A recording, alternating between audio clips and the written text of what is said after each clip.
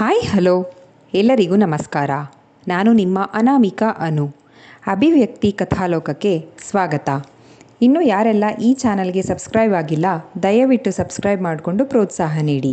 ಕತೆಗಳನ್ನು ಕೇಳಿ ಇಷ್ಟವಾದರೆ ಲೈಕ್ ಕೊಟ್ಟು ಕಮೆಂಟ್ ಮಾಡಿ ಹೆಚ್ಚು ಹೆಚ್ಚು ಶೇರ್ ಮಾಡುವುದರ ಮೂಲಕ ನಮಗೆ ಮತ್ತಷ್ಟು ಪ್ರೋತ್ಸಾಹ ನೀಡೋದನ್ನು ಮರಿಬೇಡಿ. ನನ್ನೆದೆಯ ಬಾಂದಳದಿ ಕಥೆಯ 57ನೇ ಅಧ್ಯಾಯವನ್ನು ನೀವೆಲ್ಲರೂ ಕೇಳಿ ಆನಂದಿಸಿದ್ದೀರಾ ಅಂತ ಭಾವಿಸ್ತೇನೆ. ಹಾಗಾದರೆ 58ನೇ ಅಧ್ಯಾಯವನ್ನು ಶುರು ಮಾಡೋಣ. ಕರೆಗಂಟೆ ಸದ್ದಿನಿಂದಲೇ ಬಂದಿರುವುದು ನವೀನ್ ಎಂದು ತಿಳಿಯಿತು. ನಕ್ಷತ್ರಳಲೆ ಬಾಗಿಲು ತೆಗೆದಿದ್ಲು. ಬಿಸಿಲಿನಲ್ಲಿ ಕೆಲಸ ಮಾಡುತ್ತಿದ್ದವನು ಬೆವರಿನ ಮುದ್ದೆಯಾಗಿದ್ದ. ಫೂಲಾದೆನೆಂದು ಮುಜುಗರವಾಗದಿರಲೆಂದು ಶರದಿ ಮತ್ತು ಸ್ನೇಹ ಜೀವನ್ನ ರೂಮ್ ಸೇರಿಕೊಂಡಿದ್ರು. ಬಾ ಒಳಗೆ ಎಂದು ತನ್ನ ರೂಮಿಗೆ ಹೋದಳು. ನವೀನ್ ಕೂಡ ಹಿಂಬಾಲಿಸಿದ. ಪರವಾಗಿಲ್ವೇ, ಮೆಂಟ್ಲು ಡಾಕ್ಟ್ರು ಬಿಸಿಲಲ್ಲಿ ಕೂಡ ಕೆಲಸ ಮಾಡ್ತಾರೆ, ತಗೋ ಕುಡಿ ನೀರು ಎಂದು ಅವನಿಗೆಂದೇ ಸಿದ್ಧವಾಗಿಟ್ಟಿದ್ದ ಕೋಲ್ಡ್ ವಾಟರ್ ಕೊಟ್ಟಳು. ಬಿಸಿಲಲ್ಲಿ ಒಂದೇ ಉಸುರಿಗೆ ಬಂದ ಬಾಯಾರಿಕೆಗೆ ಒಂದೇ ಗುಟುಕಿಗೆ ನೀರು ಕುಡಿದು, ಮೆಂಟ್ಲಾ ನೀನು? ಸುತ್ತ ಯಾರೂ ಇಲ್ಲದ್ದನ್ನು ಖಾತ್ರಿಪಡಿಸಿಕೊಂಡು ಸನಿಹಕ್ಕೆ ಎಳೆದುಕೊಳ್ಳುತ್ತಾ, ಎಷ್ಟು ಗಾಬರಿ ಬಿದ್ದು ಓಡ್ ಬಂದೆ ಗೊತ್ತಾ? ಎಲ್ಲಿ ಸ್ನೇಹ, ಸುಳ್ಳೇನಕ್ಕೆ ಹೇಳಿ ಕರೆಸಿದ್ರಿ ಅಂದ ನವೀನ್. ನಿನಗೆ ಕೋಪ ಬರುತ್ತಲ್ವಾ, ಸುಳ್ಳೇಳೋದಕ್ಕೆ ಹೊಡಿತೀಯಾ ಅಂತ ಹೊಡಿಸ್ಕೊಳಕ್ಕೆ ರೆಡಿ ಆಗಿದ್ದೆ ಅಂದಳು ಫ್ಯಾನ್ ಸ್ವಿಚ್ ಹಾಕುತ್ತಾ. ಕೋಪ ಬಂದಿತ್ತು ಸದ್ಯ, ನಿನಗೇನಾಗಿಲ್ವಲ್ಲ? ಅಲ್ಲದೆ ಎಷ್ಟೊಂದು ದಿನ ಆಗಿದೆ ನಮ್ಮ ಹುಡುಗಿ ಹೀಗೆ ಸಿಕ್ಕಿ, ಅದಕ್ಕೆ ಕೋಪ ಹೋಯಿತು ಅಂದ ಫ್ಯಾನ್ ಗಾಳಿಗೆ ಹಾರುತ್ತಿದ್ದ ಮುಂಗುರುಳ ಜೊತೆ ಆಟವಾಡುತ್ತಾ. ರೂಮಿನಾಚೆ ಕೆಮ್ಮಿದ ಸದ್ದಾಯಿತು. ನಾವು ಇದ್ದೀವಿ, ಇಬ್ಬರೇ ಅಂದ್ಕೋಬೇಡಿ, ಬೈಯೋದಿದ್ರೆ ಬೈದ್ಬಿಡಿ ನವೀನ್ ಅಂದಳು ಶರಣಾಗತಿ ಆದವಳಂತೆ ಸ್ನೇಹ. ಶರದಿ ತಟ್ಟೆಯಲ್ಲಿ ಊಟ ಬಡಿಸಿಕೊಂಡು ಬಂದಿದ್ದಳು. ಊಟದ ಟೈಮ್ ಆಗಿದೆ, ಊಟ ಮಾಡಿ. ನಿಮ್ಮ ಅತ್ತೆ ಇಲ್ಲ ಸ್ಪೆಷಲಾಗಿ ಏನಾದರೂ ಮಾಡೋದಕ್ಕೆ. ಇನ್ನು ನಿಮ್ಮ ಹುಡುಗಿನೋ ಕೇಳಲೇಬೇಡಿ ಅಂದಳು. ರೂಮಿಗೆ ಹೊಂದಿಕೊಂಡಂತಿದ್ದ ಬಾತ್ರೂಮಿಗೆ ಹೋಗಿ ಕೈಕಾಲು ತೊಳೆದು ಬಂದ. ಡೈನಿಂಗ್ ಟೇಬಲ್ಗೆ ಹೋಗೋಣವಾ ಅಂದಳು ನಕ್ಷತ್ರ. ಏನೂ ಬೇಡ, ಇಲ್ಲೇ ಮಾಡ್ತೀನಿ ಬಿಡು ಅಂದ. ಹಸಿದಿದ್ದನೆಂಬುದು ಮುಖ ನೋಡಿದರೆ ತಿಳಿಯುತ್ತಿತ್ತು. ನಾನೇ ತಟ್ಟೆ ಇಟ್ಕೋತೀನಿ, ಊಟ ಮಾಡು ಅಂದಳು ನಕ್ಷತ್ರ. ನಿಮ್ದೆಲ್ಲ ಊಟ ಅಂದ ಮೊದಲ ತುತ್ತನ್ನು ಮನದರಸಿಗೆ ಕೊಡುತ್ತಾ. ಶಿವ, ಕಣ್ಮುಚ್ಕೋಬೇಕಪ್ಪ ನಾವೆಲ್ಲ ಅಂದಳು ಸ್ನೇಹ ಕೋಸಂಬರಿ ತಿನ್ನುತ್ತಾ. ನಮ್ಗೆ ಹಸಿವಿಲ್ಲ, ಸೈಡ್ಸ್ ತಿಂತೀವಿ, ನೀ ಊಟ ಮಾಡಿ ಅಂದಳು ಶರದಿ. ಕೋಸಂಬರಿಗೆ ಸೌತೆಕಾಯಿ ನಾನೇ ಹೆಚ್ಚಿಕೊಟ್ಟಿದ್ದು, ಅದಕ್ಕೆ ಟೇಸ್ಟ್ ಚೆನ್ನಾಗಿದೆ ಅಲ್ವೇನೋ ಅಂದಳು ನಕ್ಷತ್ರ. ಅಲ್ವೇ, ಉಪ್ಪು ನಾನು ಹಾಕಿದ್ದು, ಅದಕ್ಕೆ ಟೇಸ್ಟ್ ಆಗಿರೋದು ಸ್ನೇಹ ವಾದಿಸಿದಳು. ನೀವಿಬ್ಬರು ಕಾಟ ಸಹಿಸಿಕೊಂಡು ಅಡುಗೆ ಮಾಡಿರೋದು ಶರದಿ, ಅದಕ್ಕೆ ಚೆನ್ನಾಗಿರೋದು ಅಂದವನು ಊಟ ಮುಗಿಸಿ ಕೈ ತೊಳಿತಾ ಹೇಳಿದ್ದ ನವೀನ್. ತಟ್ಟೆಯನ್ನು ಸಿಂಕಿಗೆ ಹಾಕಿ ಬಂದು ಮತ್ತೆ ಸ್ವಸ್ಥಾನದಲ್ಲಿ ಕುಳಿತಳು ನಕ್ಷತ್ರ. ಬ್ರೋ, ನಿಮಗೆ ಮಜ್ಜಿಗೆ ಬೇಕಲ್ವಾ? ಇರಿ ಮಾಡ್ಕೊಂಡು ಬರ್ತೀನಿ. ಬಾರೆ ಸ್ನೇಹ, ಉಪ್ಪಾಕು ಅಂದಳು ಶರದಿ ಬಾಗಿಲನ್ನು ಎಳೆದುಕೊಂಡು ಹೊರಗಡೆ ಹೋಗುತ್ತಾ. ಸ್ನೇಹ ಅವಳನ್ನು ಹಿಂಬಾಲಿಸಿದ್ಲು. ಏನಿವತ್ತು ಇಷ್ಟೊಂದು ಆತಿಥ್ಯ, ಮನೇಲಿ ಯಾರೂ ಇಲ್ಲದೇ ಇದ್ದಾಗ ಮತ್ತೆ ಹತ್ತಿರ ಕೂರುತ್ತಾ ಕೇಳಿದ. ಎಲ್ಲದನ್ನು ತಲೆ ಮೇಲೆ ಹೊತ್ತು ಭಾರವಾಗಿದ್ದವನು ತುಸು ಸಮಯ ಹಗುರಾಗುವ ಬಯಕೆಯಿಂದ ಮತ್ತೆ ಸನಿಹಕ್ಕೆ ಎಳೆದುಕೊಳ್ಳುತ್ತಾ. ಅಣ್ಣಂದ್ರೆಲ್ಲಿ? ಪ್ರಶ್ನೆ ನೇರವಾಗಿತ್ತು. ಶರದಿ ಒಳಗೊಳಗಡೆ ಕುಗ್ಗೋಗ್ತಿದ್ದಾಳೆ. ತೋರಿಸ್ಕೊತಾ ಇಲ್ಲ. ಯತಿ ಅಣ್ಣ ಅಪರೂಪಕ್ಕೊಮ್ಮೆ ಮಾತಿಗೆ ಸಿಗ್ತಾನೆ, ಎಲ್ಲಿದ್ದಾರೆ ಅಂತ ಹೇಳ್ತಿಲ್ಲ. ಅವರಿಬ್ಬರು ಊರಲ್ಲಿಲ್ಲ ಅನ್ನೋದು ಎಂಥವರಿಗೂ ಅರ್ಥ ಆಗುತ್ತೆ. ಊರಲ್ಲಿದ್ದಿದ್ರೆ ಇಷ್ಟು ದಿನ ಸಿಗದೇ ಇರ್ತಿರ್ಲಿಲ್ಲ. ಈಗಿನ್ನೂ ಕಾಲೇಜ್ ಶುರುವಾಗಿದೆ ಅಷ್ಟೇ. ನೆಕ್ಸ್ಟ್ ವೀಕಿಂದ ಕ್ಲಾಸಸ್ ಶುರುವಾಗ್ತವೆ ನೋಡು. ಅಷ್ಟರಲ್ಲಿ ಏನಾದರೂ ಒಂದು ಮಾಡ್ತೀಯೋ ಅಥವಾ ಹೀಗೆ ತಲೆ ತಗ್ಗಿಸ್ಕೊಂಡು ಕಳ್ಳಾಟ ಆಡ್ತೀಯೋ ಮೊನಚಿನಂತೆ ತಣ್ಣಗೆ ಕೇಳಿದಳು ನಕ್ಷತ್ರ. ತಬ್ಬಿಕೊಂಡು ಹೆಗಲಿಗೆ ಮುಖವಿಟ್ಟು, ಶಾಮಣ್ಣನ 12ನೇ ದಿನದ ಕಾರ್ಯ ಮುಗ್ದಾಗಿಂದ ಒಬ್ಬನೇ ಉಸಿರು ಕಟ್ತಿದ್ದೀನಿ ಕಣೆ. ಯಾರಿಗೂ ಹೇಳೋಕ್ಕಾಗದೆ. ಅವರಪ್ಪನ ಸಾವು ಅವನನ್ನು ಇಷ್ಟು ಆಳಕ್ಕೆ ತಳ್ಳುತ್ತೆ ಅನ್ನೋ ಸಣ್ಣ ಸುಳಿವು ಸಿಕ್ತಿದ್ರು ಅವ್ರನ್ನ ಜೊತೆ ಮಾತಾಡು ಅಂತ ಎಲ್ಲರ ಹಾಗೆ ನಾನು ಬಲವಂತ ಮಾಡ್ತಿರ್ಲಿಲ್ಲ. ನಾನು ಯಾರಿಗೆ ಹತ್ರ ಆದರೂ ಅವರೆಲ್ಲರೂ ದೂರ ಹಾಕ್ತಾರೆ ಅನ್ನೋ ನಿರ್ಧಾರಕ್ಕೆ ಬಂದಿದ್ದಾನೆ. ಇಲ್ಲೇ ಇದ್ದರೆ ಎಲ್ಲಿ ಶರದಿಗೆ ಹತ್ರ ಆಗ್ತೀನೋ. ಮನಸ್ಸಲ್ಲಿ ಬೆಟ್ಟದಷ್ಟು ಪ್ರೀತಿ ಇದ್ದರೂ ನಂದು ದುರಾದೃಷ್ಟದ ಬದುಕು. ನಾನು ಯಾರದೇ ಲೈಫ್ನಲ್ಲಿ ಹೋದರೂ ಅವ್ರಿಗೆ ತೊಂದರೆ ಅಂತ ಬಲವಂತವಾಗಿ ದೂರ ಹೋಗೋ ಪ್ರಯತ್ನ ಮಾಡ್ತಿದ್ದಾನೆ ಎಂದ ನವೀನ್. ಬಿಸಿ ಕಂಬನಿ ಬೆನ್ನ ತೋಯಿಸುತ್ತಾ ಜಾರಿತ್ತು. ನವಿ, ಇಲ್ಲಿ ನೋಡು ಅಂದಳು. ಮಡಿಲಲ್ಲಿ ತಲೆ ಇಟ್ಟು ಮಲಗಿ ಮಾತು ಮುಂದುವರೆಸಿದ. ನನಗೂ ಅವನು ಮತ್ತೆ ಮೊದಲಿನಂತಾಗಬೇಕು ಅನ್ನೋ ಆಸೆ, ಆದರೆ ಅವನ ಸುತ್ರ ಮುಪ್ತಾ ಇಲ್ಲ. ಅದಕ್ಕೆ ಅವನನ್ನು ಒಂಟಿಯಾಗಿ ಬಿಡಬಾರ್ದು ಅಂತ ಯತಿನೂ ಅವನ ಜೊತೆ ಎಲ್ಲೋ ಒಂದು ಕಡೆ ಬಿಟ್ಟಿದ್ದೀನಿ. ಯಾರಿಗೂ ಹೇಳಬಾರ್ದು ಅಂತ ಮಾತು ತಗೊಂಡಿದ್ದಾನೆ ಎಂದ ನವೀನ್. ಅವ್ರಿಗೆ ಒಳ್ಳೇದಾಗೋದಾದರೆ ಕೊಟ್ಟು ಮಾತು ಮುರಿಯೋದ್ರಲ್ಲಿ ತಪ್ಪಿಲ್ಲ ಅಲ್ವಾ? ಸ್ನೇಹ ಮಜ್ಜಿಗೆ ಹಿಡಿದು ಒಳ ಬಂದಿದ್ದಳು. ಶರದಿಯಲ್ಲಿ ಅಂದ ಮಜ್ಜಿಗೆ ಲೋಟವನ್ನು ತೆಗೆದುಕೊಳ್ಳುತ್ತಾ. ಕಿಚನ್ನಲ್ಲಿದ್ದಾಳೆ. ಮನಸ್ಸಲ್ಲಿರೋ ಪ್ರೀತಿನ ಹೇಳ್ಕೊಳ್ಳೋಕ್ಕೂ ಆಗದೆ ಸತೀಶ್ ಅವರನ್ನು ನೋಡೋದಕ್ಕಿಂತ ಹೆಚ್ಚಾಗಿ ಏನಾಗಿದೆಯೋ ಅವ್ರಿಗೆ ಅನ್ನೋ ಆತಂಕದಲ್ಲಿ ಒಳಗಡೆ ಕೊರಗ್ತಾ ಇದ್ದಾಳೆ. ನಗುವಿನ ಮುಖವಾಡ ಧರಿಸಿ. ಒಂದು ಕಡೆ ಅವಳ ಸ್ಥಿತಿ ನೋಡೋಕ್ಕಾಗ್ತಿಲ್ಲ ಅನ್ನೋ ನೋವು, ಮತ್ತೊಂದು ಕಡೆ ಇವರಿಬ್ಬರು ಎಲ್ಲೋದ್ರೂ ಏನಾದರೂ ಅನ್ನೋ ನೋವು. ಏನು ಮಾಡಬೇಕು ನಾವು, ನೀವೇ ಹೇಳಿ ಅಂದಳು ಸ್ನೇಹ. ನೀನು ಬೇರೆ ಸರಿಯಾಗಿ ಮಾತಾಡ್ತಿಲ್ಲ, ತಲೆ ಕೆಟ್ಟೋಗಿದೆ, ಹೋಗೋ ನಮಗಂತೂ ದೂರ ತಳ್ಳುತ್ತಾ ಹೇಳಿದಳು ನಕ್ಷತ್ರ. ಏನೋ ಯೋಚಿಸುವವನಂತೆ 5 ನಿಮಿಷ ಮೌನವಾಗಿದ್ದವನು, ಮಾವ ಎಲ್ಲೋಗಿದ್ದಾರೆ, ಎಷ್ಟೊತ್ತಿಗೆ ಬರ್ತಾರೆ ಅಂತ ಕೇಳಿದ್ದ. ರಿಲೇಷನ್ ಒಬ್ಬರು ಹಾಸ್ಪಿಟಲ್ನಲ್ಲಿ ಅಡ್ಮಿಟ್ ಆಗಿದ್ರು, ನೋಡ್ಕೊಂಡು ಬರೋಕ್ಕೆ ಹೋಗಿದ್ದಾರೆ, ಲೇಟ್ ಆಗುತ್ತಾ ಅಂತ ಹೇಳಿದ್ದಾರೆ ಅಂತ ನಕ್ಷತ್ರ ಹೇಳಿದ್ಲು. ಸರಿ, ನಾನು ಫೋನ್ ಮಾಡಿ ಮಾವನ ಹತ್ರ ಮಾತಾಡ್ತೀನಿ, ನಿಂಗೆ ಸಂಜೆ ಯಾವುದಕ್ಕೂ ಕಾಲ್ ಮಾಡ್ತೀನಿ, ಆರಾಮಾಗಿರಿ. ತೋಟದಲ್ಲಿ ಕೆಲಸ ಮಾಡ್ತಿದ್ದಾರೆ, ಎಮರ್ಜೆನ್ಸಿ ಅಂದಿದ್ದಕ್ಕೆ ಮಾಡ್ತೀನಿ ಅಂತ ಹೇಳಿ ಬಂದಿದ್ದೀನಿ.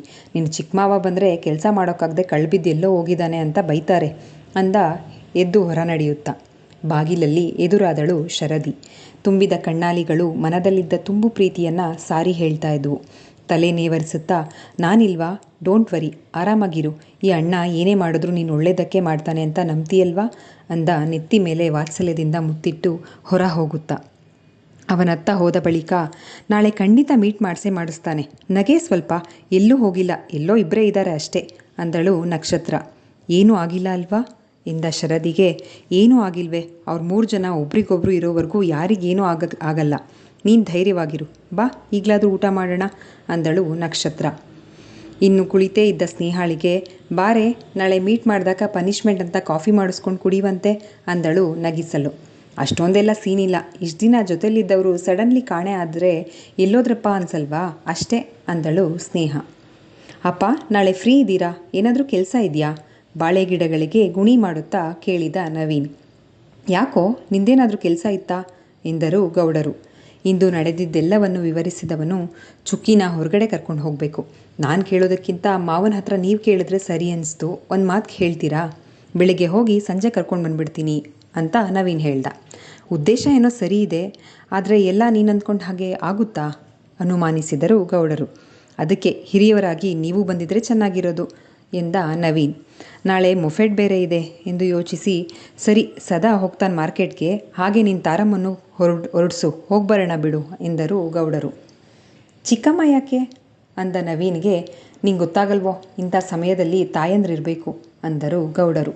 ಸರಿಯಪ್ಪ ಎಂದು ಕೆಲಸ ಮುಂದುವರೆಸಿದ. ಇತ್ತ ವಿಶ್ವನಾಥರಿಗೆ ಕಾಲ್ ಮಾಡಿದ ಗೌಡರು ವಿಷಯ ತಿಳಿಸಿದ್ರು. ಅಯ್ಯೋ ಗೌಡ್ರೆ, ಅವಳು ಬರೀ ನಮ್ಮ ಮನೆಗೆ ಅಷ್ಟೇ ಸೇರಿದವಳಲ್ಲ, ನಿಮ್ಮ ಮನೆಗೂ ಸೇರಿದವಳು, ಧಾರಾಳವಾಗಿ ಕರ್ಕೊಂಡು ಹೋಗಿ ಬನ್ನಿ ಅಂದರು. ಕಾಲ್ ಡಿಸ್ಕನೆಕ್ಟ್ ಮಾಡಿ ಮಗಳಿಗೆ ವಿಷಯ ತಿಳಿಸಿದರು. ಬೆಳಿಗ್ಗೆ ಸಿದ್ಧವಾಗಲು. ಇತ್ತ ಕೆಲಸ ಮುಗಿಸಿ ಮನೆ ತಲುಪಿದ ನವಿ ಕೂಡ ಮನೆಯಲ್ಲಿ ವಿಷಯ ತಿಳಿಸಿ ತಾರಾಮಣಿಗೆ ಸಿದ್ಧವಾಗಲು ಹೇಳಿದ. ಯಾಕೋ ಎಲ್ಲಿಗೋ ಅಂದ ತಾರಾಮಣಿಗೆ. ಏನನ್ನೂ ಮುಚ್ಚಿಡದೆ ತಿಳಿಸಿ, ನಿಮ್ಮ ಸೊಸೆ ಜೊತೆ ಒಂದು ಔಟಿಂಗ್ ಆಗುತ್ತೆ, ಹೊರಡಿ ಅಂತ ಹೇಳಿದ ನವೀನ್. ಬರೀ ನಾವು 4 ಜನ ಅಷ್ಟೇ ಎಂದು ಧೈರ್ಯವಾಗಿ ಹೊರಟಿದ್ದ ಶರದಿ, ನವೀನ್ ಜೊತೆ ಗೌಡ್ರು ತಾರಾಮಣಿಯೂ ಬಂದಾಗ ಸಣ್ಣಗೆ ಅದುರಿದಳು. ಇದೆಂಥ ಕೆಲಸ ಮಾಡಿಕೊಂಡೆ ಶರದಿ, ನೀನಾಗೆ ನೀನೇ ಚಪ್ಪಡಿ ಕೆಳಗಡೆ ಕೈ ಸಿಕ್ಕಾಕ್ಸ್ಕೊಂಡಿಯಲ್ಲ. ಒಳಮನಸ್ಸು ಚಡಪಡಿಸಿತ್ತು. ಪೂರ್ಣಿಮಾ ಮಾಡಿಕೊಟ್ಟ ತಿಂಡಿಗಳನ್ನು ಕೊಂಡೊಯ್ಯಲು ಪ್ಯಾಕ್ ಮಾಡುತ್ತಿದ್ದ ಶರದಿಯ ಮನಸ್ಸು. ಸೀದಾ ಅಡುಗೆ ಮನೆಗೆ ಬಂದ ತಾರಾ ಮನೆ ಮಗಳಂತೆ ಇದ್ದ ಶರದಿಯನ್ನು ನೋಡಿ ಹೃದಯ ತುಂಬಿ ಬಂದಿತ್ತು. ತಾರಾರ ಮನಸ್ಸು ಓದಿದವರಂತೆ, ಬನ್ನಿ ಕೂತ್ಕೊಳ್ಳಿ ಎಂದು ಡೈನಿಂಗ್ ಟೇಬಲ್ನ ಚೇರು ಸರಿಸಿ, ನಿಮ್ಮ ಸೊಸೆ ಈ ಥರ ಅಡುಗೆ ಮನೆಯಲ್ಲೆಲ್ಲ ಕಾಣಸಿಗಲ್ಲ, ಅವಳೇನಿದ್ರು ರೂಮು ಹಾಲು ಅಷ್ಟೇ, ಶರದಿ ಬಂದಾಗ ಬೇಡ ಅಂದರೂ ಬಂದು ಕೈ ಜೋಡಿಸಿ ಸಹಾಯ ಮಾಡ್ತಾಳೆ ಅಂದರು ಪೂರ್ಣಿಮಾ ತುಂಬು ಪ್ರೀತಿಯಿಂದ. ಕಾಫಿ ಕಪ್ ಮುಂದಿಡಿದಿದ್ದಳು ಶರದಿ ಅಷ್ಟರಲ್ಲಿ. ಇಷ್ಟು ಬೇಗ ಕಾಫಿನೂ ಮಾಡಿಬಿಟ್ಯಾ ಕೆನ್ನೆಗಿಲ್ಲುತ್ತಾ ಹೇಳಿದರು. ಹುಡುಗರಿಗೆ ಸ್ವಲ್ಪ ಹಪ್ಪಳ, ಉಪ್ಪಿನಕಾಯಿ, ಪುಳಿಯೋಗರೆ, ಗೊಜ್ಜು, ಚಕ್ಕುಲಿ, ನಿಪ್ಪಟ್ಟು ಮಾಡಿದೆ, ತಗೊಂಡೋಗ್ಲಿ ಅಂತ ಅಂದರು ಪೂರ್ಣಿಮಾ ಪ್ಯಾಕ್ ಮಾಡಿದ ಡಬ್ಬಗಳನ್ನೆಲ್ಲ ಬ್ಯಾಗಿನಲ್ಲಿಡುತ್ತಾ. ನೋಡಿ, ನನಗೇನೂ ಹೊಳಿಲೇ ಇಲ್ಲ, ನನ್ನ ಬುದ್ಧಿಗಿಷ್ಟು ತನ್ನನ್ನು ತಾನೇ ಶಪಿಸಿಕೊಂಡರು ತಾರಾಮಣಿ. ನಾನೊಬ್ಬಳೇ ಆಗಿದ್ರೆ ಎಲ್ಲಿ ಮಾಡ್ತಿದ್ದೆ ತಾರಾ ಅವರೇ, ಆಗಲ್ಲ ಈ ಹುಡುಗರನ್ನ ಸಂಭಾಳಿಸಿ ಮಾಡೋಕ್ಕೆ, ನಮ್ಮನೆಯವಳು ಒಂಚೂರು ಕೆಲಸ ಮಾಡಲ್ಲ. ಶರದಿಗೆ ಹಾಗಂದೆ, ಮಾಡೋಣ ಆಂಟಿ ಎಂದ್ಲು. ಪುಳಿಯೋಗರೆ, ಗೊಜ್ಜು, ಚಕ್ಲಿ, ನಿಪ್ಪಟ್ಟು ಮಾಡಿ ಮಲಗೋ ಅಷ್ಟರಲ್ಲಿ ನೈಟ್ 2 ಗಂಟೆ ಆಯಿತು ಅಂದರು ಪೂರ್ಣಿಮಾ. ಮಾವ ಈಗೀಗ ನನ್ನ ನೋಡೋಕೆ ಬರೋದೇ ಇಲ್ಲ ನೀವು, ಹುಸಿ ಮುನಿಸು ತೋರುತ್ತಾ ಪಕ್ಕ ಕುಳಿತಿದ್ದಳು ನಕ್ಷತ್ರ. ಕೆಲಸ ಜಾಸ್ತಿ ಮಗಳೇ, ಹಾಗಾಗಿ ಬರೋಕ್ಕಾಗ್ತಿಲ್ಲ ಎಂದರು ಗೌಡರು. ನನ್ನ ಪಪ್ಪ ಹೊಸ ಸ್ಕೂಟಿ ಕೊಡಿಸಿದ್ದಾರೆ ಗೊತ್ತಾ, ನೀವು ಅದನ್ನೂ ನೋಡೋಕೆ ಬಂದಿಲ್ಲ, ಬನ್ನಿ ನಿಮ್ಮನ್ನು ಒಂದು ರೌಂಡ್ ಕರ್ಕೊಂಡು ಹೋಗ್ತೀನಿ ಎಂದಳು ನಕ್ಷತ್ರ. ಬರೀ ಮಾವನ ಕರ್ಕೊಂಡು ಹೋಗ್ತೀಯೋ, ನನ್ನೂ ಕರ್ಕೊಂಡು ಹೋಗ್ತೀಯೋ ಎನ್ನುತ್ತಾ ಅಡುಗೆ ಮನೆಯಿಂದ ಹೊರಬಂದರು ತಾರಾಮಣಿ. ಅಮ್ಮ ನೀವು ಬಂದಿದ್ದೀರಾ, ನನಗ್ಯಾರೂ ಹೇಳಲೇ ಇಲ್ಲ ಆರೋಪಿಸಿದಳು ನಕ್ಷತ್ರ. ಮನೆಯಲ್ಲಿ ಅಡುಗೆ ಮನೆ ಅಂತ ಒಂದಿದೆ, ಅದಕ್ಕೂ ಅವಾಗವಾಗ ಬರ್ತಿದ್ರೆ ಗೊತ್ತಾಗುತ್ತೆ ಅಂದರು ಪೂರ್ಣಿಮಾ ಸಿದ್ಧ ಮಾಡಿದ್ದ ಬ್ಯಾಗನ್ನು ಆಚೆ ತರುತ್ತಾ. ಶರದಿ ಕಾಫಿ ತಂದಳು. ನೋಡಿ ಕಲ್ತ್ಕೋ ಅಂದ ನವೀನ್ ಕಾಫಿ ಕಪ್ ಒಂದನ್ನು ತೆಗೆದುಕೊಳ್ಳುತ್ತಾ. ಬಿಡೋ, ಹಾಗೆಲ್ಲ ಕಂಪೇರ್ ಮಾಡಿ ಬೈಬೇಡ, ಬೇಜಾರಾಗ್ತಾಳೆ. ಮಾಡುವಾಗ ಅವಳು ಮಾಡ್ತಾಳೆ. ಸೊಸೆ ಪಕ್ಕ ಕೂರುತ್ತಾ ಸೊಸೆ ಪರ ವಹಿಸಿ ಮಾತನಾಡಿದ್ರು ತಾರಾಮಣಿ. ನೀವೆಲ್ಲ ಹೀಗೆ ಮುದ್ದು ಮಾಡಿನೇ ಅವಳು ಸೋಂಬೇರಿ ಆಗಿರೋದು ಅಂದ ನವೀನ್ಗೆ ಸಾಥ್ ಕೊಡುತ್ತಾ. ಅವಳಿಗೆ ಬೇಜಾರಾಗೋದಾ? ಹೇಳಿಸಿ ಅವ್ರ ಹತ್ರ ನೋಡೋಣ, ಸವಾಲು ಹಾಕಿದ ಜೀವನ್ ಶರದಿ ಕೊಟ್ಟ ಬೂಸ್ಟ್ ಕುಡಿಯುತ್ತಾ. ಶರು ಅಕ್ಕನ ಪಕ್ಕ ನಿಲ್ಲಿಸಿ ಕಂಪೇರ್ ಮಾಡ್ತಾ ಮಕ್ಕುಗಿದ್ರು. ಬಿಡು, ನನಗಿಂತ ನನ್ನ ಫ್ರೆಂಡ್ ಟಾಪಲ್ಲಿದ್ದಾಳಲ್ಲ ಅಂತ ಸೆಲೆಬ್ರೇಟ್ ಮಾಡ್ತಾಳೆ ಅಂದ. ನಮಗೆ ನಾವೇ ಟಾಪಲ್ಲಿರಬೇಕು ಅನ್ನೋ ದುರಾಸೆ ಏನಿಲ್ಲ, ನಾವೊಂಥರ ಹೃದಯವಂತರು ಅಲ್ವೇನೇ ನಕ್ಷು? ಸ್ನೇಹ ಜೊತೆಯಾದ್ಲು. ಕಂತೆಗೆ ತಕ್ಕ ಬೊಂತೆ, ಸರಿ ಇದೆ ಜೋಡಿ, ಹೊರಡೋಣವಾ, ಟೈಮ್ ಆಗುತ್ತೆ ಅಂದ ನವಿ ಪಯಣಿಸುವ ದೂರ ತಿಳಿದಿದ್ದರಿಂದ. ಇವರದ್ದೇ ಮಾತಾಗತ್ತೆ, ದೊಡ್ಡವರಿಗೆ ಮಾತಾಡೋಕ್ಕೆ ಬಿಡಲ್ಲ ಆರೋಪಿಸುತ್ತಾ ಬೀಳ್ಕೊಟ್ಟರು ಪೂರ್ಣಿಮಾ ಮತ್ತು ವಿಶ್ವನಾಥರು. ಅಮ್ಮ, ನೀವು ಶರದಿ ಮಿಡಲ್ ಕೂತ್ಕೊಳ್ಳಿ, ನಾನು ಸ್ನೇಹ ಹಿಂದೆ ಕೂರ್ತೀವಿ ಅಂದಳು ನಕ್ಷತ್ರ. ಅವಳಿಗೂ ಅರಿವಿತ್ತು ತಾರಮ್ಮನ ಜೊತೆ ಮನಸ್ಸು ಹಗುರಾಗದೆ ಶರದಿಯ ಚಡಪಡಿಕೆ ನಿಲ್ಲದು ಎಂದು. ಎಲ್ಲರ ಜೊತೆ ವಯಸ್ಸಿನ ಅಂತರ, ಹಿರಿಯಳೆಂಬ ಗತ್ತು, ಗಾಂಭೀರ್ಯವಿಲ್ಲದೆ ಸ್ನೇಹಿತೆಯಂತೆ ಬೆರೆಯುವ ತಾರಾಮಣಿ ಮಾತಿನಲ್ಲಿಯೇ ಒಂದಷ್ಟು ಬುದ್ಧಿಮಾತಗಳನ್ನು ಹೇಳಿದ್ದರು ಶರದಿಗೆ. ಮನದರಸಿ ದೂರ ಕೂತಿದ್ದರಿಂದ ರೇಗಿಸುತ್ತಲೇ ಡ್ರೈವಿಂಗ್ ಕಡೆ ಕಾನ್ಸಂಟ್ರೇಟ್ ಮಾಡಿದ ನವಿ. ರಾತ್ರಿ ನಿದ್ದೆಗೆಟ್ಟಿದ್ದರಿಂದ ಆಯಾಸವಾಗಿ ಕಣ್ಣೆಳೆಯಲು ಶುರು ಮಾಡಿದ್ದರಿಂದ ಹಾಗೆ ತಾರಾರ ಮಡಿಲಿಗೆ ಜಾರಿ ನಿದ್ರಿಸಿದಳು ಶರದಿ. ಅಪ್ಪ ಯಾಕೆ ತಾರಮ್ಮನ ಕರ್ಕೊ ಅಂತ ಹೇಳಿದ್ರು? ಮತ್ತೊಮ್ಮೆ ಅರ್ಥವಾಗಿತ್ತು ನವೀನನಿಗೆ. ತಾಯ್ತನವೆಂದರೆ ಬರೀ ನಾವು ಹೆತ್ತ ಮಕ್ಕಳಿಗಷ್ಟೇ ತಾಯಿಯಾಗೋದಲ್ಲ. ತಾರಾಮಣಿ ಮತ್ತೊಮ್ಮೆ ಸಾಬೀತು ಮಾಡಿದ್ದರು ಶರದಿಯ ವಿಷಯದಲ್ಲಿ. ಸಮಯ 9 ಆಗಿತ್ತು. ಹೆದ್ದಾರಿ ಬಳಿಯ ಹೋಟೆಲೊಂದರ ಮುಂದೆ ನಿಲ್ಲಿಸಿದ ನವೀನ್ ತಿಂಡಿಗಾಗಿ. ತಿಂಡಿ ತಿನ್ನುವಾಗ ಹೇಳಿದ್ದೇನೋ ಬರ್ತಿದ್ದೀವಿ ಅಂತ ಪ್ರಶ್ನಾರ್ಥಕವಾಗಿ ಕೇಳಿದಳು ನಕ್ಷತ್ರ. ಹೊರಟಾಗಿದೆ, ಮುಂದೇನಾಗುವುದೋ ಆತಂಕವಿತ್ತು ಮನದಲ್ಲಿ. ನೆನಪಿಸಿದ್ದು ಒಳ್ಳೆಯದೇ ಆಯಿತು, ಇರು ಹೇಳ್ತೀನಿ ಎಂದು ಕಾಲ್ ಮಾಡಿ ಎಲ್ಲೂ ಹೋಗಬೇಡಿ ಬರ್ತಿದ್ದೀನಿ ಎಂದ ನವೀನ್. ಬರುತ್ತಿರುವುದ ಬಗ್ಗೆ ಹೇಳಿದನಾದರೂ ತಾನೊಬ್ಬನೇ ಅಂತ ಹೇಳಿದ್ದ. ಇದ್ಯಾಕೋ ಈಗ ಸಡನ್ನಾಗಿ ಅಂದ ಯತಿಗೆ. ಏನೂ ಕೆಲಸ ಇರಲಿಲ್ಲ, ಫ್ರೀ ಇದ್ದೆ, ಬರ್ತಿದ್ದೀನಿ ಅಷ್ಟೇ ಎಂದು ಮಾತು ತೇಲಿಸಿದ್ದ. ಏನೂ ತೊಂದರೆ ಆಗಲ್ಲ ಅಲ್ವಾ? ಮತ್ತೇನಾದರೂ ಅನಾಹುತ ಆದರೆ ಆತಂಕದಿಂದಲೇ ಕೇಳಿದಳು ಶರದಿ. ಸತಿ ಇಬ್ಬರ ಮನಸ್ಥಿತಿ ಅರಿವಿದ್ದ ಸ್ನೇಹ. ನೀವುಗಳೇ ಇಷ್ಟು ಟೆನ್ಷನ್ ಆದರೆ ಹೇಗೆ? ಕೂಲಾಗಿರಿ, ಏನೂ ಓವರಾಗಿ ರಿಯಾಕ್ಟ್ ಮಾಡೋಕ್ಕೋಗ್ಬೇಡಿ. ನೋಡಬೇಕು ಅನ್ನಿಸ್ತು, ಬಂದ್ವಿ ಅಷ್ಟೇ ಅನ್ನಿ. ತಾರಮ್ಮ ನೋಡ್ಕೋತಾರೆ ಶರದಿನ. ಪಕ್ಕದಲ್ಲಿ ಕೂತಿದ್ದ ನಕ್ಷತ್ರಳ ಅಂಗೈ ಅಮುಕಿ ಸಮಾಧಾನ ಹೇಳಿದ. ಗಂಟೆ 10:30 ಇನ್ನೂ ಮಲಗೇ ಇದ್ದ ಸತಿ. ಆಲಸಿತನದಿಂದ ಕಾಫಿ ತಿಂಡಿಗೆ ಯತಿಯೇ ಎಬ್ಸಿ ಸೋತು ಸುಮ್ಮನಾಗ್ಬಿಟ್ಟಿದ್ದ. ಇಲ್ಲಿಗೆ ಬಂದಾಗಿನಿಂದ ತಿನ್ನಲು ಕುಡಿಯಲು ರಚ್ಚೆ ಹಿಡಿಯುವ ಮಕ್ಕಳಂತಾಗಿದ್ದ ಸತಿ ಓಲೈಸಿ ರಮಿಸಿ ಬಲವಂತವಾಗಿ ತಿನ್ನಿಸುತ್ತಿದ್ದ ಯತಿ. ಕಾಟಾಚಾರಕ್ಕೆ 4 ತುತ್ತು ತಿಂದು ಮತ್ತೆ ಹಾಸಿಗೆಯಲ್ಲಿ ಉರುಳುತ್ತಿದ್ದ ಸತಿ. ಹೊರಗಡೆ ಸುತ್ತಾಡಲು ಹೋಗುವುದಿರಲಿ, ಸೂರ್ಯನ ಬೆಳಕನ್ನೇ ದಿನನಿತ್ಯ ನೋಡ್ತಾ ಇರಲಿಲ್ಲ, ಹಾಗಾಗಿದ್ದ. ಟೀ ಕುಡಿಯುತ್ತಾ ಅಂದಿನ ಎಕನಾಮಿಕ್ ಟೈಮ್ಸ್ ದಿನಪತ್ರಿಕೆಯ ಮೇಲೆ ಕಣ್ಣಾಡಿಸುತ್ತಿದ್ದ ಗೆಳೆಯನ ದಾರಿ ಕಾಯ್ತಾ. ತೆರೆದಿಟ್ಟಿದ್ದ ಬಾಗಿಲಿನಲ್ಲಿ ಯಾರೋ ನಿಂತ ನೆರಳಿನ ಆಕೃತಿ ಎದುರು ಗೋಡೆಯ ಮೇಲೆ ಪ್ರತಿಬಿಂಬಿಸಿತು. ನವಿ ಬರ್ತೀನಿ ಅಂದಿದ್ನಲ್ಲ ಎಂದುಕೊಂಡೇ ಬಾಗಿಲಿನ ಕಡೆ ನೋಡಿದ. ಆಶ್ಚರ್ಯ ಎನಿಸುವಂತೆ ಶರದಿ ನಿಂತಿದ್ಲು. ತಿಂಗಳಿನಿಂದ ತಲೆಮರೆಸಿಕೊಂಡ ತಪ್ಪಿತಸ್ಥನಂತೆ ಬಾ ಒಳಗಡೆ, ಯಾರ್ಯಾರು ಬಂದ್ರಿ ಅಂದ ಹೊರಗಡೆ ಕಣ್ಣಾಯಿಸುತ್ತಾ. ಹಿಂದೆಯೇ ಸ್ನೇಹ ನಕ್ಷತ್ರ ಕೂಡ ಬಂದು ನಿಂತರು. ನಕ್ಷತ್ರಳಂತೂ ಕೆಂಗಣ್ಣು ಮಾಡಿಕೊಂಡು ನಿಂತಿದ್ದಳು. ಅಪಾದಮಸ್ತಕವಾಗಿ ನಗುತ್ತಾ ಅಸ್ತವ್ಯಸ್ತವಾಗಿ ಹಾಲ್ನಲ್ಲಿ ಬಿದ್ದಿದ್ದ ವಸ್ತುಗಳನ್ನು ಎತ್ತಿಡುತ್ತಾ ಒಳಗೆ ಕರೆದ ಯತಿ. ಮನೆ ಸುತ್ತಲೂ ಕಣ್ಣಾಡಿಸುತ್ತಾ ಒಳ ಬಂದವಳು. ನಾನಲ್ಲಿ ಎಲ್ಲೋದ್ರಪ್ಪ ಅಣ್ಣಂದ್ರು ಅಂತ ಯೋಚನೆ ಮಾಡ್ತಿದ್ರೆ ನೀವೇನ್ರೋ ಇಷ್ಟು ಚೆನ್ನಾಗಿರೋ ಮನೆ ಮಾಡ್ಕೊಂಡು ಆರಾಮಾಗಿದ್ದೀರಾ ಅಂದಳು ನಕ್ಷತ್ರ ಬೇಕೆಂತಲೇ ಕೆಣಕುತ್ತಾ. ಹಿಂದೆಯೇ ಒಳ ಬಂದ ತಾರಾಮಣಿ ಮತ್ತು ಗೌಡರನ್ನು ಕರೆದು ಎಲ್ಲರೂ ಬಂದಿದ್ದೀರಾ ಅಂದ. ಆಗ ತಾನೇ ಬ್ಯಾಗ್ ಹಿಡಿದು ಒಳ ಬಂದ ನವೀನನನ್ನು ನೋಡಿ ಏನೋ ಲಗೇಜ್ ಬೇರೆ ತಂದಿದ್ದೀಯಾ, ಎಲ್ಲರೂ ಬರ್ತಿದ್ದೀವಿ ಅಂತ ಹೇಳೋದಲ್ವಾ ಅನ್ನುತ್ತಾ. ಹೇಳಿದರೆ ಬೀಗ ಹಾಕ್ಕೊಂಡು ಎಲ್ಲಾದರೂ ಓಡೋಗ್ತಿದ್ರೇನೋ ಅಂದಳು ಶರದಿ. ನಾವಿಲ್ಲೇ ಸೆಟಲ್ ಆಗೋಣ ಅಂತ ಮುಖ ಊದಿಸಿಕೊಂಡು ಹೇಳಿದಳು ಸ್ನೇಹ. ಇರ್ರಿ, ಬೇಡ ಅಂದೋರು ಯಾರು? ಫಸ್ಟ್ ಫ್ಲೋರಲ್ಲಿ ಸಿಂಗಲ್ ರೂಮ್ ಇದೆ, ನಾವಿಬ್ಬರು ಅಲ್ಲಿಗೆ ಶಿಫ್ಟ್ ಆಗ್ತೀವಿ ಅಂದ ಎಲ್ಲರ ಯೋಗಕ್ಷೇಮವನ್ನು ವಿಚಾರಿಸುತ್ತಾ. ಏನರೂ ಇದೆಲ್ಲ, ಒಂದು ಮಾತು ಹೇಳ್ದೆ ಕಣ್ಣೀರಾದರೂ ತಾರಾಮಣಿ. ಏನಾದರೂ ತಿಂದ್ಯೋ ಇಲ್ವೋ, ಅವನಲ್ಲಿ ಬಡವ ರಾಸ್ಕಲ್ ಅಂದರು ಹುಸಿ ಕೋಪದಿಂದ. ಮಲಗಿದ್ದ ನಿನ್ನು, ಯಾವಾಗ ಹೇಳ್ತಾನೋ ಮಲಗ್ತಾನೋ ಒಂದೂ ಗೊತ್ತಾಗಲ್ಲ ಅಂದ ಯತಿ.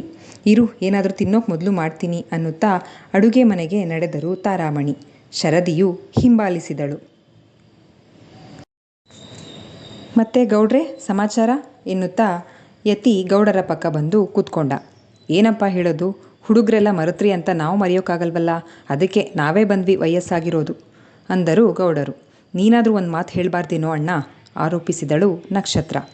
ಟೀ ಜೊತೆ ಪೂರ್ಣಿಮಾ ಕೊಟ್ಟು ಕಳುಹಿಸಿದ್ದ ಚಕ್ಕುಲಿ ನಿಪ್ಪಟ್ಟುಗಳನ್ನು ತಂದಳು ಶರದಿ ಎಲ್ರಿಗೂ. ಅದೇ ಸಮಯಕ್ಕೆ ಸರಿಯಾಗಿ ಸತಿ ಕೂಡ ಎದ್ದು ಹಾಲ್ಗೆ ಬಂದ. ಶರದಿಯನ್ನು ನೋಡುತ್ತಲೇ ಹೆಡೆ ತುಳಿದ ಹಾವಿನಂತೆ ಯಾರಿಂದ ದೂರ ಆಗಬೇಕು ಅಂತ ಬಂದ್ನೋ ಅವಳೇ ಹುಡುಕಿ ಬಂದಿದ್ದಾಳಲ್ಲ, ಆದರೆ ಯಾರಿರಿದ್ರೂ ತೋರಿಸ್ಕೊಳ್ಳೋ ಹಾಗಿಲ್ಲ. ಟೀ ತಗೊಳ್ಳಿ, ಮುಖ ಊದಿಸಿಕೊಂಡೇ ಟ್ರೇ ಮುಂದೆ ಹಿಡಿದಳು. ತಪ್ಪಿತಸ್ಥನಂತೆ ತಲೆ ತಗ್ಗಿಸಿಕೊಂಡೇ ಟೀ ಕಪ್ ಒಂದನ್ನು ಎತ್ತಿಕೊಂಡ. ಪ್ಲೇಟ್ ಎತ್ತಿಕೊಳ್ಳುವಂತೆ ಕಣ್ಬಿಟ್ಟಳು. ಹೆದರಿದವನಂತೆ ತಲೆ ತಗ್ಗಿಸಿಯೇ ಪ್ಲೇಟ್ ಒಂದನ್ನು ಎತ್ಕೊಂಡ. ನಕ್ಷು ಹೇಗಿದೆಯಾ ಎನ್ನುತ್ತಾ ಪಕ್ಕ ಬಂದು ಕುಳಿತ. ಹೋಗೋ, ಮಾತಾಡಿಸ್ಬೇಡ, ಯಾರೋ ನೀನು?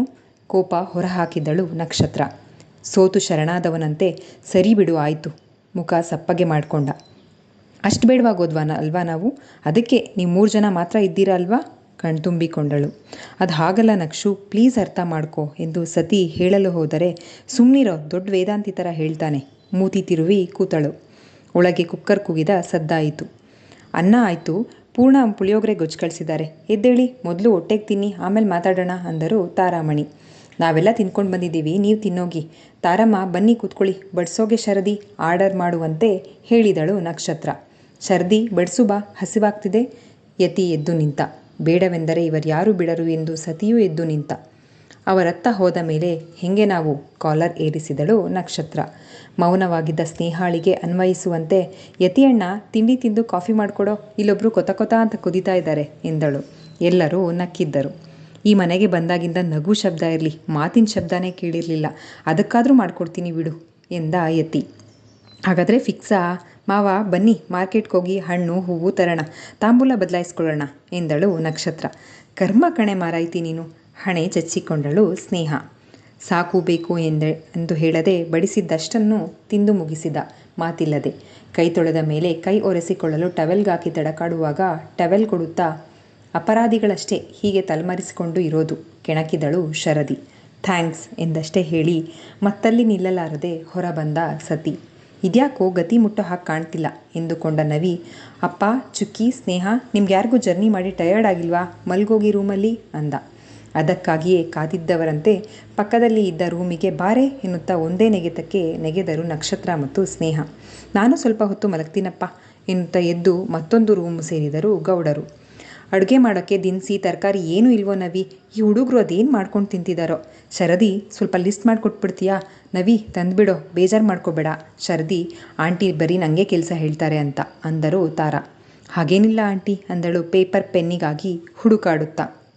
ಅರಿತವನಂತೆ ಕೊಡಲು ಹೋದ ಯತಿಯ ಕೈ ಹಿಡಿದು ತಡೆದ ನವಿ ಬೇಕಂತಲೇ ಸುಮ್ಮನೆ ಆದ. ಸತಿಯೇ ಎದ್ದು ನೋಟ್ಬುಕ್ ಮತ್ತು ಪೆನ್ನನ್ನು ಅವಳಿಗೆ ನೀಡಿದ್ದ.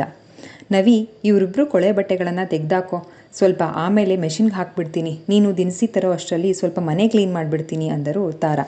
ತಾರಮ್ಮ, ಅದೆಲ್ಲ ಏನು ಬೇಡ, ನೀವು ಆರಾಮಾಗಿದ್ದು ಹೋಗಿ, ಬಾಯಿ ಬಿಟ್ಟು ಮಾತನಾಡಿದ ಸತಿ. ಏನೋ ಆಗಲೇ ಹೋಗಿ ಅಂತ ಕಳ್ಸಕ್ಕೆ ನೋಡ್ತಿದ್ದೀಯಾ? ನಾನು ಹೋಗಲ್ಲ. ನೀವೇ ನನ್ನ ಮಕ್ಕಳಲ್ವಾ? ನನ್ನ ಮಕ್ಕಳು ಮನೇಲಿ ನನಗಿಷ್ಟ ಬಂದಷ್ಟು ದಿನ ಇರೋ ಹಾಗಿಲ್ವಾ? ಕಣ್ತುಂಬಿಕೊಳ್ಳುತ್ತಾ ಕೇಳಿದರು ತಾರಾ. ನಿಮ್ಮ ಮಕ್ಕಳೆಲ್ಲ ಅಂದೋರು ಯಾರು? ಅಳುಕುತ್ತಲೇ ಹೇಳಿದ ಸತಿ. ಬರೀ ಬಾಯಿ ಮಾತಿಗೆ ಮಕ್ಕಳು ಅನ್ನೋದಲ್ವೋ, ಮಕ್ಕಳ ಥರನೇ ನಡ್ಕೋಬೇಕು. ಹೀಗೆ ಹೇಳ್ದೆ ಕೇಳದೆ ಕಾಣೆ ಆದರೆ ಎತ್ತವ್ರಿಗೆ ಎಷ್ಟು ಸಂಕಟ ಆಗುತ್ತೆ ಅನ್ನೋ ಪರಿಜ್ಞಾನ ಇದೆಯಾ ನಿಮಗೆ ಎಂದರು ತಾರಾ. ಪರಿಸ್ಥಿತಿ ನಿಮಗೆ ಗೊತ್ತಲ್ವ ತಾರಮ್ಮ, ಎಲ್ಲ ಗೊತ್ತಿದ್ದು ಹೀಗೆ ಹೇಳ್ತೀರಾ? ಹಿಂಜರಿಯುತ್ತಲೇ ಹೇಳಿದ ಸತಿ.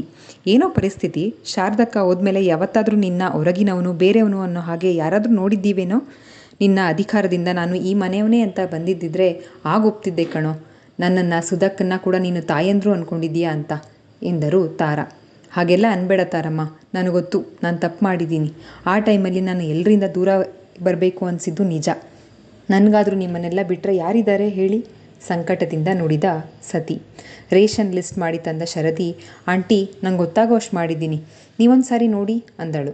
ಲಿಸ್ಟ್ ಮೇಲೆ ಕಣ್ಣಾಡಿಸಿದವರು, ಸಾಕಿಷ್ಟೇ ಸದ್ಯಕ್ಕೆ ಎಂದು ತರೋಗು ಅಂದರು ನವೀನ್ಗೆ. ಇರು ಮಗ, ನಾನು ಬರ್ತೀನಿ. ಯತಿಯು ಜೊತೆಗೆ ಹೊರ ನಡೆದ.